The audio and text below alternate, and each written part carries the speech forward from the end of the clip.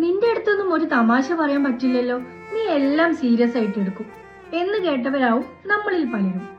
തമാശ എന്നത് കേൾക്കുന്ന ആളുകളെയും ചിരിപ്പിക്കുമ്പോഴാണ് അത് യഥാർത്ഥത്തിൽ ഒരു തമാശയായിട്ട് മാറുന്നത്, അല്ലെ? നമ്മളെല്ലാവരും ഫ്രണ്ട്സിനോടും ഫാമിലിയോടും എല്ലാവരോടും ഒരു ചെറിയ രീതിയിലൊക്കെ തമാശ പറയുന്നവരായിരിക്കും.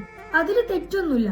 ചിരി നമ്മുടെ റിലേഷൻഷിപ്സ് ഒക്കെ മനോഹരമാക്കുന്ന ഒന്നാണ്. പക്ഷേ നമ്മൾ പറയുന്ന തമാശ അത് കേൾക്കുന്ന ആളെയും ചിരിപ്പിച്ചോ, അതോ അത് അയാളെ ഹേർട്ട് ചെയ്യാണോ ചെയ്തത്? ചിലപ്പോഴൊക്കെ നമ്മൾ വെറും ഒരു ജോക്കായി പറയുന്ന ഒരു കമന്റ് ഒരാളുടെ self confidence, body image, appearance അല്ലെങ്കിൽ അവരുടെ ലൈഫ് സിറ്റുവേഷനെ വരെ ബാധിച്ചേക്കാം.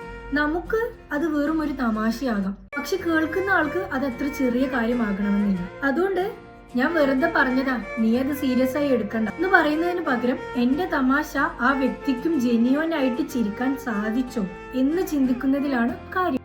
സോ മറ്റൊരാളുടെ ഇമോഷനെയോ അതുപോലെ തന്നെ അവരുടെ സെൽഫ് റെസ്പെക്റ്റിനെയോ വേദനിപ്പിക്കാത്ത രീതിയിലായിരിക്കണം നമ്മൾ തമാശ പറയുന്നത്. Because A healthy humour builds relationships, but hurtful humor breaks connections. Okay, bye.